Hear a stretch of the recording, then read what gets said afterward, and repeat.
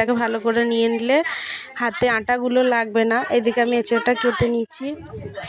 কেটে না হয়ে গেলে জলের মধ্যে দিয়ে দেবে, দেখবে আটাগুলো কত সুন্দর জলে ভাসবে। দেখো এদিকে আমি কেটে আটাগুলো কত সুন্দর ভাসছে, দেখো জলের মধ্যে আমি এঁচড়টাকে দিয়ে দিয়েছি। তো এইভাবে আমি সব এঁচড়গুলো জলের মধ্যে দিয়ে খোসাগুলোকে ছাড়িয়ে নেব। তারপর ডুমো ডুমো করে কেটে নিয়ে দেখো আমি ডুমো ডুমো করে কেটে নিচ্ছি এঁচড়গুলোকে। এরকমভাবে গোল গোল করে কেটে নেবে।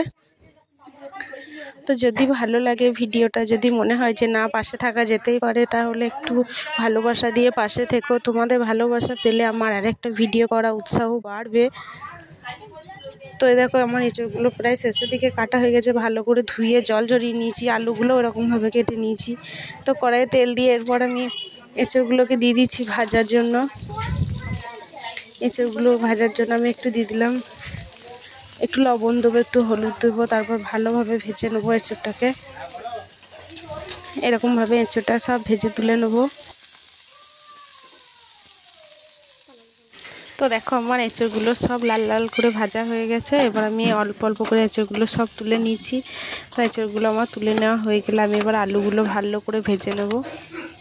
তো কীরকম হয়েছে অবশ্যই যেন কমেন্ট করে জানিও। এদিকে দেখো আমি আলুগুলো ভেজে নিচ্ছি, তেল দিয়েছি, এরপর আলুগুলো দিয়ে দিচ্ছি। আলুগুলোতে একটু নুন হলুদ দিয়ে ভালো করে কষিয়ে নেব। আলুগুলো লাল লাল করে ভেজে নেব। তো আলুগুলো দেখো ভালো করে আমার ভাজা হয়ে গেলে এদিকে দেখো আমি লবণ দিয়ে দিলাম। তো ভিডিও করা উৎসাহ বাড়বে তোমরা যদি একটু ভালোবাসা দাও, পাশে থাকো। একটু ভালোবাসা দিও বন্ধুরা, দাদা দিদি আমার ভাই বোনরা, এইভাবে ভালোবাসা দিয়ে পাশে থেকো। আমার আলুগুলো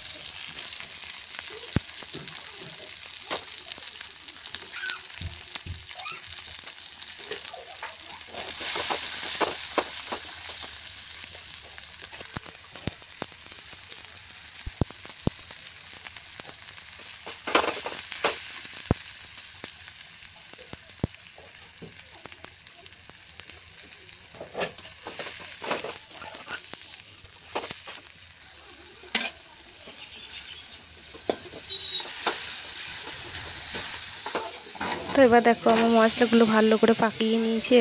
এরপর আমি আলু এঁচড় সব দিয়ে ভালো করে কষিয়ে নেব।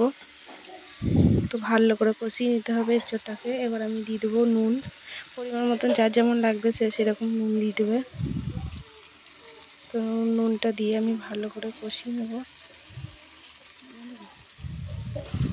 কষানো হয়ে গেলে এরপর ভালো দিয়ে দিতে হবে জল। জলটাকে দিয়ে দেওয়া হয়ে গেলে ঢাকনা দিয়ে ঢাকা রেখে দিয়ে ভালো করে